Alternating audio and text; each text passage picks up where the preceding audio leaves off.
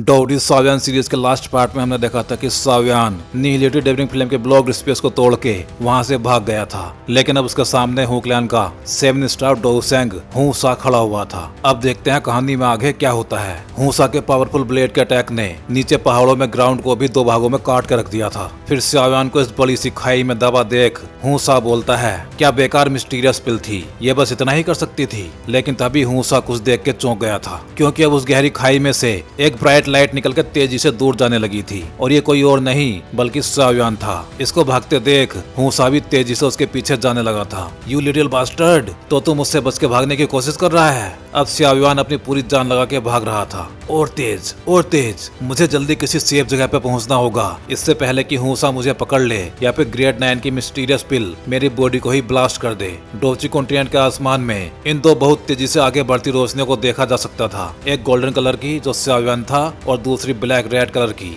जो हुसा था। लेकिन हुसा अब सावियान के पास पहुंच चुका था। तू सिर्फ एक सांस में ही हजारों मील तक जा सकता है, तू सच में काफी तेज है लड़के, लेकिन ये तेरे लिए बुरी खबर है, तू इतनी फास्ट होने के बाद भी मुझसे बच के भाग नहीं पाएगा। अब ये लोग लड़ते लड़ते एक सिटी के ऊपर पहुंच चुके थे, जहाँ के आसमान में गोल्डन और रेड कलर की लाइट आपस में टकराते ही जा रही थी। इन दोनों पावरफुल लोगों की लड़ाई से वहाँ के आसमान में काफी ज्यादा शोर शराबा हो रहा था। लेकिन अब हुसा ने अपना वो बड़ा सा ब्लेड एक बार फिर से घुमा दिया था, जिसके अटैक को झेल के सावियान एक ब्लास्ट के साथ नीचे गिरता चला गया था। अब सावियान मुंह से ब्लड उगलता हुआ उठने की कोशिश कर रहा था, लेकिन वो काफी इंजर्ड हो गया था और उसके चारों तरफ धूल ही धूल दिखाई दे रही थी। सावियान की ऐसी हालत देख के आसमान में खड़ा हुसा उसको देख के हंसता हुआ बोलता है, अगर तू अब भी मेरे साथ हुक्लैन चलने के लिए राजी हो जाता है तो अब तुझे और ज्यादा दर्द झेलना नहीं पड़ेगा लड़के। लेकिन सावियान पीछे हटने वालों में से नहीं था। अब लिटरली गुस्से में उसकी बोरी से बाहर आ गया था। सावियान को फिर अटैक के लिए रेडी होते देख हुसा गुस्से में एक और पावरफुल अटैक कर देता है और बोलता है, अगर तू मेरी बात मानने के लिए रेडी ही नहीं है तो फिर तुझे मरना होगा।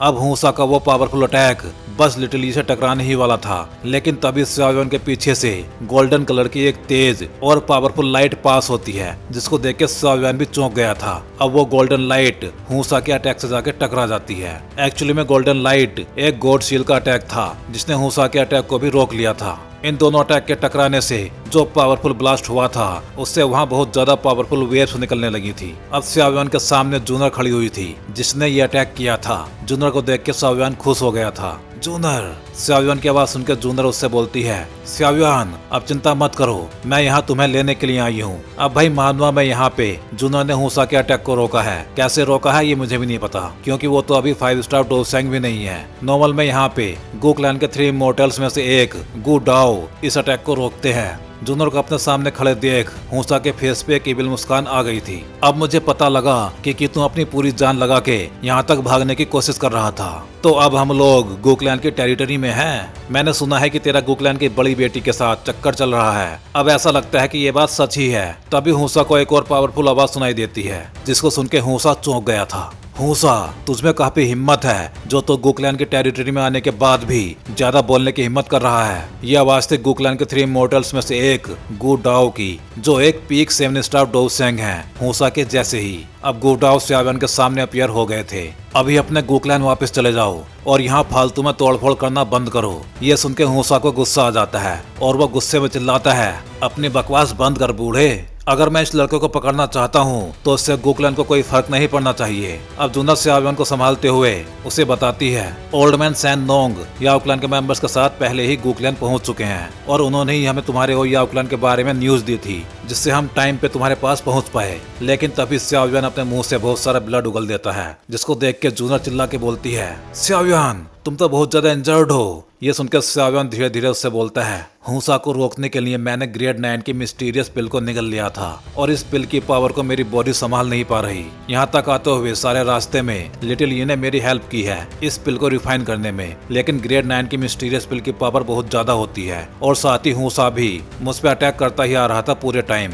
अब तक हुसा इन सब की बातें सुन सुन के पक चुका था और उसने इन सभी पे अपने ब्लेड से एक अटैक कर दिया था। तुम सब अपना मुंह बंद करो, अब मेरे रास्ते से हट जाओ गुकलैन। हुसा का यह पावरफुल अटैक अब जूनर, एल्डर गुडाओ और सावियान की तरफ आ रहा था। हुसा को अपने ऊपर अटैक करते देख एल्डर गुडाओ भी अब गुस्से में आ गए थे। ऐसा लगता है कि तुझमें अब कुछ ज्यादा ही हिम्मत आ गई है। फिर वो अपने हाथ में पकड़ी छड़ी को घुमाते हैं और फिर एक पावरफुल डोची उनकी बॉडी से निकलने लगती है। हुक्लैन के 4 डेमन सेंट भी गुकलैन के 3 इमोर्टल्स को नहीं हरा सकते और तुझे लगता है कि तू अकेला ही किसी को मुझसे छीन के ले जाएगा। तो भाई लोग, आगे बढ़ने से पहले वीडियो को लाइक और चैनल को सब्सक्राइब जरूर कर देना।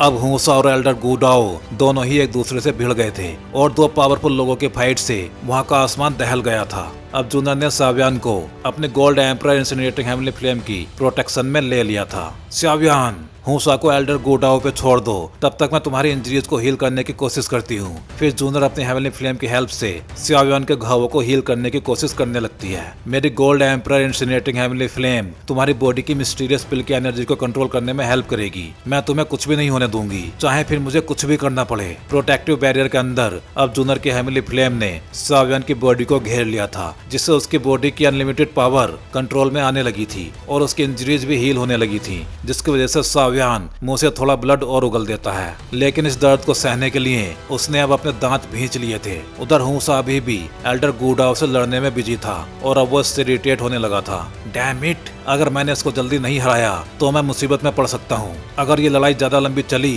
तो बाकी दोनों इमोर्टल्स भी यहाँ पे आ जाएंगे। ये सोच के वो एक बार फिर अपना बड़ा सा ब्लेड घुमा देता है, जिससे इस बार बहुत सारी सोल्स भी उसके अटैक के साथ आगे बढ़ने लगी थी। फिर वो ब्लेड बहुत तेजी से एक पंखे के जैसे गोल गोल घूमने लगा था और उसके साथ ब्लैक रेड कलर की डोची भी दिखाई दे रही थी, जिससे गुडाओ की आंखों के सामने से हुसा गायब सा हो गया था। इस अटैक को देख के एल्डर गुडाओ ने भी अपनी छड़ी उसकी तरफ फेंक दी थी। जाओ, जब वो छड़ी उस घूमते हुए ब्लेड से जाके टकराई थी तब वो ब्लेड भी उस टकराव से दूर जाके गिरता है। इसके बाद वो छड़ी तो एल्डर गुडाओ के पास वापस आ गई थी, साथ ही वो ब्लेड भी हुसा के पास वापस चला गया था, लेकिन वो उसकी बॉडी को चीरता हुआ आर पार निकल गया था। ये देख के एल्डर गुडाओ भी शॉक्ड हो गए थे। क्या ये सिर्फ एक आफ्टर इमेज थी? फिर वो गला फाड़ के चिल्लाते हैं, तेरी हिम्मत कैसे हुई मुझे धोखा देने की? लेकिन अब तक बहुत देर हो चुकी थी। अब हुसा सावियान और जूनर के पास पहुंच चुका था और उसने उन पर अटैक भी कर दिया था। लड़के, मैंने तुझसे बोला था कि आज तुम मुझसे बच के भाग ही नहीं सकता।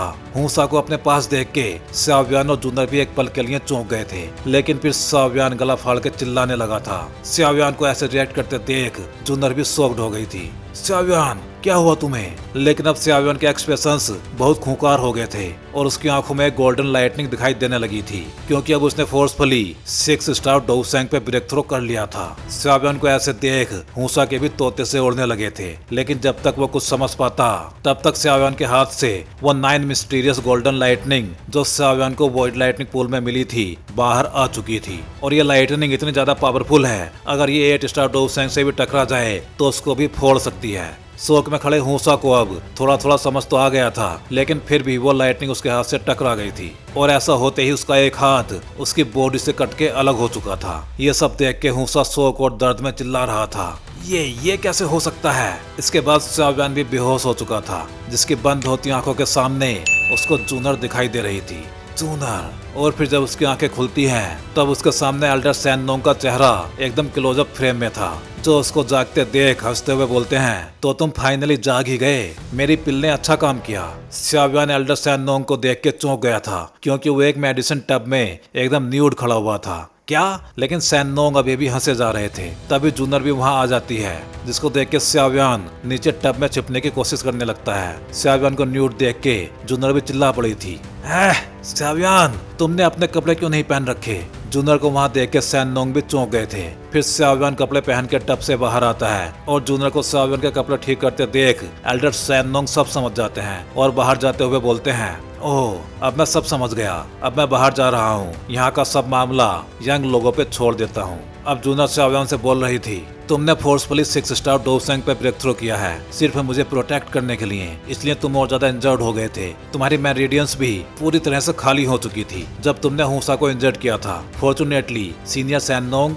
याओ त्यान और याओ लिंग गुकलैन में ही थे, इनकी वजह से तुम जल्दी रिकवर हो पाए। फिर सावियान जूनर के हाथ पकड़ के बोलता है, अब तुम ज्यादा चिंता मत करो, मैं अब ठीक हूँ, मैंने अपने कल्टीवेशन को भी स्टेबल कर लिया है, अब मैं मिड स्टेज 6 स्टार डोउसेंग लेवल पे पहुंच गया हूँ। Thanks to 9th grade mysterious pill. ये सुनकर जूनर भी शाओयान की आंखों में देखते हुए बोलती है, मैं भी और स्ट्रांग होने की कोशिश करूंगी जिससे शाओयान को मेरे लिए आगे जाके ऐसे रिस्क ना लेने पड़े। ये देख के शाओयान थोड़ा सा शर्मा गया था।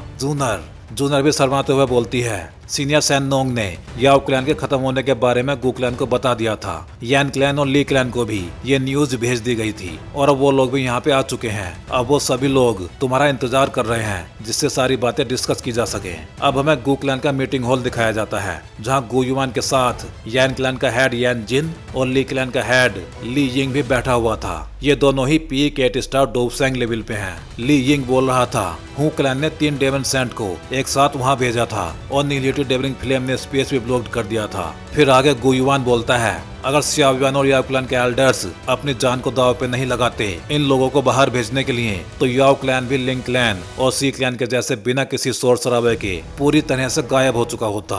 लेकिन इससे भी ज्यादा खतरनाक बात यह है कि शाओयान और बाकी जो भी लोग बच पाए हैं उनके अकॉर्डिंग नीलेटी डेवरिंग फ्लेम कुछ खतरनाक क्रिएचर्स में कन्वर्ट हो सकती है जिनको बोला जाता है टनलिंग क्लैन, जो डोवची को निगलने का काम करते हैं। ये सुन के एल्डर नैनहाई बोलते हैं, ये 2 स्टार डोवसेंग से नीचे वाले लोगों को पूरी तरह से खत्म कर सकते हैं उनकी डोवची को चूस के। टनलिंग क्लैन का नाम सुन के ली यिंग शॉक्ड हो गया था। Tunneling clan? नीलेटी डेवरिंग फ्लेम टनलिंग क्लैन में कन्वर्ट हो सकती है, लेकिन ये कैसे पॉसिबल है? तो भाई लोग इस वीडियो में बस इतना ही। अब अगले वीडियो में हम देखेंगे हुतियांडी को एक्शन में पहली बार बैटल थ्रू द हेवंस में। चलिए जल्दी मिलते हैं अगले वीडियो में।